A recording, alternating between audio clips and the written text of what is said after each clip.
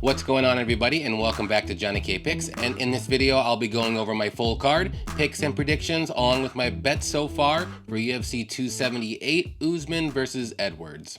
First things first, please hit that like button, and if you haven't subscribed to the channel yet, please do so, and don't forget to turn on the notifications when you're doing that so you don't miss out on any of my new videos or live streams. So, UFC San Diego, what a treat to watch. And fortunately for me, I wasn't at home watching the fights, but unfortunately for me, I was able to rewatch them, and wow, it was bad. But for my picks, I ended up going 6-6-1, and for my bets, I only lost minus 2.02 units, which I'm very shocked about. So normally I like to go over my favorite performances after every card in this video, but you know what? I'm going to switch it up a little bit. I'm going to go over my least favorite performances of this card, so get ready.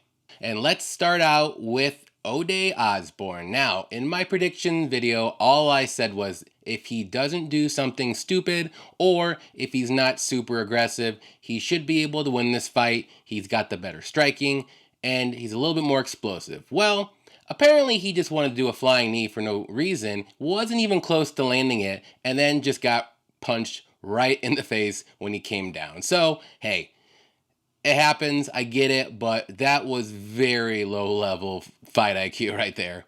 And the next one up we have is Lupi Godinez, and again, she had a very clear path to victory. Use her wrestling, take down Angela Hill, who's not good on the ground. She's a very good striker. And what do, Lupi? You just stay on your feet. You don't even try to go for takedowns. I totally don't understand that fight at all. It was weird, and I was getting mad while I was watching it because she looked like a different person in her last fight when she out-wrestled Carnelossi all 3 rounds. She looked amazing, and like she took 3 steps back in this fight. So no idea what happened there. Again, not a good performance. And the next guy up is Boudet. Now, this one I could kind of see why, but still a very bad performance in my eyes. I know he's not like an upper level heavyweight by any means, but he just looked really slow. He didn't try to clinch up with him. He was getting outstruck on the feet, and he was getting pieced up more times than not, but hey, the judges gave him a win. I wouldn't have gave him a win. I thought he lost all 3 rounds. Maybe the last round he won, but there's no way he won 30-27 or whatever he won. I don't even remember. So very bad performance by him. I know now he's not that good. And the last one, which is one of my favorite parlay pieces of the week, in Bruno Silva. Now, Bruno Silva just fought Alex Pereira, and he took 1,000,000 shots to the face, and he tried to wrestle, this and that. He looked great, even though he lost. I thought he was going to learn from that fight and maybe just, move up a little bit. And then there's GM3 who comes in here looking like a striker, outstriking Bruno Silva. And then, you know what? Why not? Icing on the cake, in the 3rd round, just knocks him out. Now, if GM3 can knock out Bruno Silva, how can't Alex Pereira knock out Bruno Silva? Doesn't make sense. MMA math doesn't work. So, again, least favorite performances of the night, all those guys. But I will say this. Chito Vera's performance was very good. He looked exactly like I thought it was going to. Dominic Cruz came out looking very good in the 1st and 2nd round. Then Chito started coming on, and then he just landed that one power shot. He was going to land the bigger shots no matter what. And Vera looked really good. So I got to give him credit for that one. One of the parlay pieces I did end up hitting. So, like I said, kind of a weird night overall, but they did have some good fights though. But all right, guys, let's just put UFC San Diego behind us, and let's get to my picks and predictions for UFC 278. The first fight we have is Victor Altamirano versus Daniel Da Silva. Altamirano is 10-2, 31 years old, 5'8", with a 70.5-inch reach. And Daniel Da Silva is 11-3, 26 years old, 5'6", with a 70-inch reach. Okay, so to start the night off, we got a striker versus striker showdown here. Both guys do have decent striking. They're both pretty technical. I will give Da Silva the power edge a little bit, but Altamirano is a tough guy. He does throw a lot of volume, and he does have pretty good cardio. Both guys are pretty hittable, so this is a very tough fight for me. If we're going to go to the mat, I think De Silva has a little bit better submissions, but Altamirano does have pretty good wrestling, so he can get the takedowns. I think this fight will stay on the feet for the majority of the time. And like I said, very tough to predict here, but I'm going to ever so slightly lean on the De Silva side. I think he's just the more dangerous fighter. The only thing that worries me with picking him, though, is he probably has 1, maybe 2 rounds of gas in him. And if he doesn't get that finish, I do think Altamirano will probably either get a late finish in the third or maybe win like a split decision. But I'm going to roll the dice on the underdog here. It's been a weird MMA last 3 or 4 weeks. Who knows what's going to happen? So with my pick here, I'm going to say De Silva wins this one by a knockout. Next fight we have is Aoriqileng versus Perin. Aori is 23-9, 29 years old, 5'7" with a 69-inch reach. And Perin is 10-5, 29 years old, 5'7" with a 69-inch reach. Okay, so we got an interesting fight here. Aori is going to be the better striker. He's going to have more power. And he also can mix in some takedowns here and there, but mainly he is a striker and he wants to keep the fight on the feet. And with Perin, he's a good striker as well. He's not as good. He's mainly a wrestler. He does like to go for takedowns or keep you up against the cage and keep you in the clinch. And for me, this is an easy fight to predict here. If Aori can keep the fight on the feet and not get taken down, he's going to win this fight fairly easily. Now, if Perin can get his wrestling going, get some takedowns early, it's going to be a tough fight for Aori to win this one. But I'm going to go with Aori. Like I said, I think he's the better striker by far. He has more power, and I do see him landing a knockout here. So with my pick, I'm going to say Aoriqileng wins this one by knockout. Moving on up the card, Amir Albazi versus Francisco Figueiredo. Albazi is 14-1, 28 years old, 5'5" with a 68-inch reach. And Figueiredo is 13-4-1, 32 years old, 5'6" with a 69-inch reach. All right, so Albazi's going to be coming into this fight after a 1.5-year layoff, but he is a very well-rounded fighter. He's got very good striking, he's got good wrestling, and really good grappling. And Figueiredo, he has decent striking, but he's more of a wrestler, grappler kind of guy. He wants to get you on the mat and work his wrestling and maybe get a submission. But for me, I like Albazi here. I think his striking is going to be too much for Figueiredo, and he does have really good wrestling, like I said, with grappling. So if Figueiredo is able to get him down on the mat, I do think he'll be able to defend the submissions and potentially get back up and maybe even get a submission off his back. Who knows? He's a very good grappler with good submissions too. So with my pick here, I like Albazi a lot, and I'm going to say he wins this one by a decision. Next fight we have is AJ Fletcher versus Loosa. Fletcher is 9-1, 25 years old, 5'10" with a 67-inch reach. And Loosa is 8-3, 28 years old, 5'10" with a 74-inch reach. Okay, so this is going to be a pretty interesting fight, actually. So Fletcher is coming off a loss in his last fight, but honestly, he probably should have won that fight. He just kind of made a couple mistakes in the later rounds, but he's a very good wrestler. He does have some power in his hands when he strikes, but he's not known for being a striker. But if he does land a good, clean shot, it can put you down.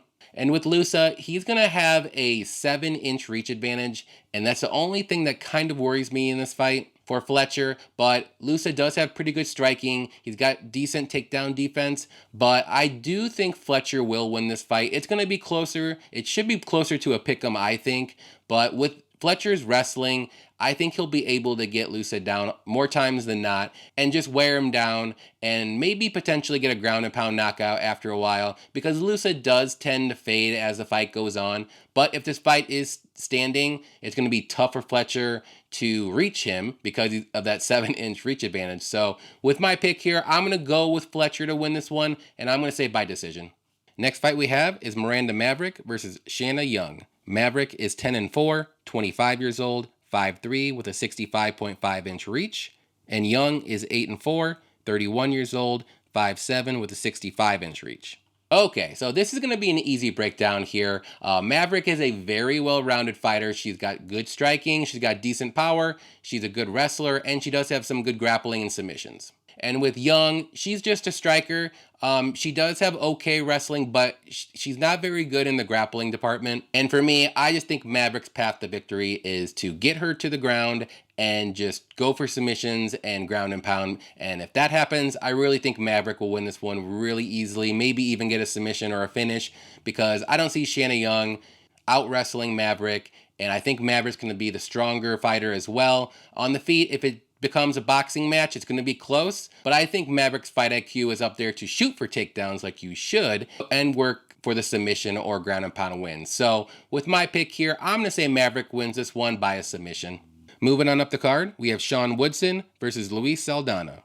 Woodson is 9-1, 30 years old, 6'2", with a 79-inch reach. And Saldana is 16-7, 31 years old, 5'11", with a 73-inch reach. All right, so I'm actually excited for this fight. I really like Sean Woodson as a fighter, but he's a very good striker. He's got very good boxing. He's got good power as well, and he has decent takedown defense. And with Saldana, he's a little bit more well-rounded than Woodson. He's got decent striking. He's got okay wrestling. But Woodson's striking is going to be way better. It's on another level, maybe 2 levels. And I don't see Saldana able to use his wrestling to take down Woodson because he's going to be super long. He's got the reach advantage, and he uses his range very well. And for me, I'll be honest, I'm just not impressed with Saldana whatsoever, and I'm really impressed with Woodson. So this is one of my no-brainer picks of the night, and I think Woodson should be able to finish him here. So with my pick, I'm going to say Woodson wins this one by a knockout. Next fight we have is Lucy Pudilova versus Yanan Wu. Pudilova is 13-7, 28 years old, 5'8", with a 67.5-inch reach. And Wu is 13-5, 26 years old, 5'8", with a 66-inch reach. Oh man, so this is gonna be a treat for everybody to watch. So Lucy will be making her second stint with the UFC. In her first stint, she ended up going 2-5 in that time frame, but she has okay striking, and she's not much of a wrestler or grappler. So right there, you already can tell this isn't going to be one of the best fights ever. And with Wu, again, she's got good striking, she's got good wrestling and grappling, but nothing to say that she's amazing at. So again, another reason why you know this is going to be a very good fight. But what I will say though that I do like about Wu is she does push forward and she does throw a lot of volume. And I'm going to roll the dice on this one. It's low-level women's MMA. I'm going to say Wu wins this one. I just like how she pushes forward and she does throw more volume. So I do think she'll be able to outstrike Lucy, and if she does want to take the fight to the mat, I do think she'll be able to, more so than Lucy will. So with my pick, I'm going to go with the underdog, and I'm going to say Wu wins this one by a decision. Next fight we have is Jared Gordon versus Leonardo Santos. Gordon is 18-5, 33 years old, 5'9", with a 68-inch reach. And Santos is 18-5-1, 42 years old, 6 foot, with a 75-inch reach.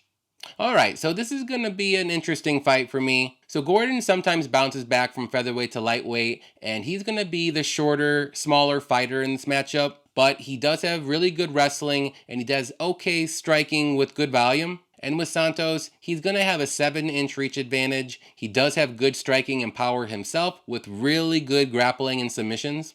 But the red flag with Santos is he does tend to fade as the fight goes on really quick, especially after the first round.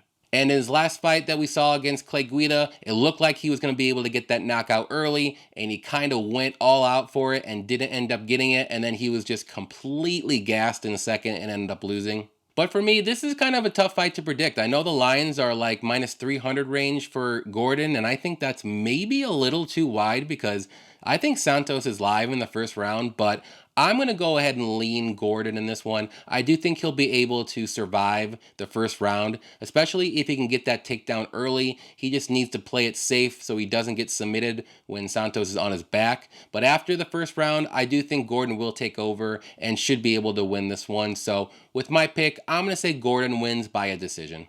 Moving on up the card, we have Tyson Pedro versus Harry Hunsucker. Pedro is 8-3. 30 years old, 6'3", with a 79-inch reach.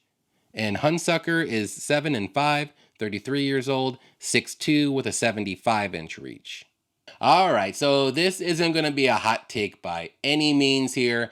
I like Pedro a lot. He's got very good striking, he's got good wrestling, he's got very good power, and not to mention really good leg kicks. And with Hunsucker, he is a power striker, good for about 1 minute. He's going to go all out. He's going to try his hardest to get that first round knockout. If he doesn't, he's going to get knocked out. That's the breakdown. I think Pedro will survive maybe one shot from Hunsucker, and then he'll probably land one or even take him down and get a ground and pound knockout. And another thing to note, Hunsucker has never saw the second round in any of his fights. And I think it's 12 pro fights. So think about that when you're placing that under bet, and Pedro by finish and or knockout. So with my pick here, I'm going to say Pedro wins this one by a knockout. Next fight we have is Marcin Tybura versus Alexander Romanov. Tybura is 22-7, 36 years old, 6'3" with a 78-inch reach.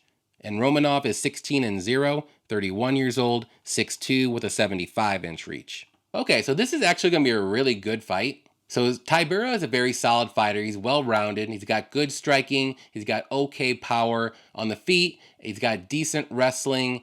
Grappling might be his one weakness, but he's usually a stand-up fighter. And Romanov is an amazing wrestler with very good takedowns. He's super explosive. He's got good power in his hands. His technical striking needs a little bit of work still, but in this fight, I don't think it matters that much.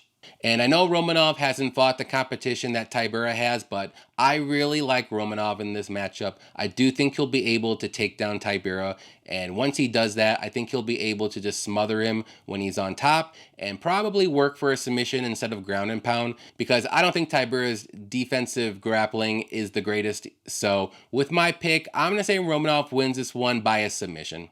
Next fight we have is Jose Aldo versus Merab Dvalishvili.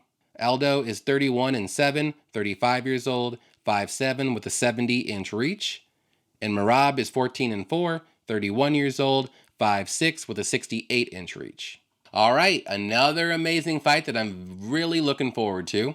And as everybody already knows, Aldo is very well-rounded. He's got very good striking. He's very technical, has good boxing. He does have very good leg kicks, but he hasn't been using them lately, which that's okay because his boxing looks very good. Not to mention, he does have good wrestling and good BJJ with amazing takedown defense. I can keep going on if you really want me to, but I won't. And Dvalishvili is an amazing wrestler, very good takedowns, has endless cardio. But the one little thing that it has a little red flag for me is Merab's chin can get a little chinny. And I do think Aldo has that power to knock out Merab. It's going to be a very close fight. I see path to victories for both these guys, but I'm going to roll the dice. I'm going to go with the slight underdog in Aldo. I just like the competition that he's fought, his experience. He's going to be better on the feet. And if he does get taken down, which mind you, he does have very good takedown defense, I do think he'll be able to use his BJJ or work his way back up. The only problem would be is if Merab just keeps spamming those takedowns and just tiring out Aldo. That's a worry for me too, but I think Aldo will be able to touch Merab's chin and knock him out. So with my pick, I'm going to say Aldo wins this one by a knockout. All right, co-main event time here. We have Paulo Costa versus Luke Rockhold. Costa is 13-2, 31 years old, 6'1" with a 72-inch reach. And Rockhold is 16-5, 37 years old, 6'3" with a 77-inch reach. All right, so this should be a fun fight for however long it lasts. But Costa's finally moving down to middleweight where he belongs. And if you've seen any pictures on Twitter or Instagram of how his training's going, he looks absolutely shredded. But he is a power striker. He throws tons of volume. And he's one of those guys where he'll take one shot to give two stronger shots back. And with Rockhold, he's a very good wrestler. He does have good striking as well. But the biggest red flag is he hasn't fought in 3 years. And in his last few fights, he's coming off KO losses. So not a good look. Costa's one of the hardest hitting UFC fighters in the middleweight division, and I don't see it happening any other way. I think Costa is going to win this fight. I think he's going to be able to eventually stuff the takedowns if Rockhold tries to go for them, and he'll eventually land that knockout shot, maybe in the second round. So with my pick here, I'm going to say Costa wins this one by a knockout. All right, main event time here. Kamaru Usman versus Leon Edwards. Usman is 20-1, 35 years old, 6 foot with a 76-inch reach. And Edwards is 19-3, 30 years old, 6'2 with a 74-inch reach. All right, so this is going to be a very good main event to watch. And as we all know, Usman is a fantastic wrestler. His striking is coming along very nicely. It's looking very good. He's got power in his hands. And with Edwards, he's got very good striking as well. He's very technical. He's got good kicks and good elbows. He does have some wrestling, but I don't think he's going to want to use it in this fight. And honestly, it's going to be interesting to see what Usman's game plan here. Is he going to want to stay on the feet with Edwards, or will he want to try to use his wrestling that he hasn't used in his last 3 or 4 fights and win this one fairly easily if he can get that going? So to me though, I like Usman here no matter what. I like him better on the feet. I think he's going to have more power, and he could potentially land that knockout shot kind of like Nate Diaz did in the 5th round in the Edwards fight. So you got to be a little bit careful to not get caught by Usman. But if Usman wants to use his wrestling, I think that's going to be the clearest path to victory for him. Shouldn't be an issue if he does it, but we'll see what happens. Either way, like I said, I like Usman here, and with my pick, I'm going to say Usman wins a pretty convincing 49-46 decision.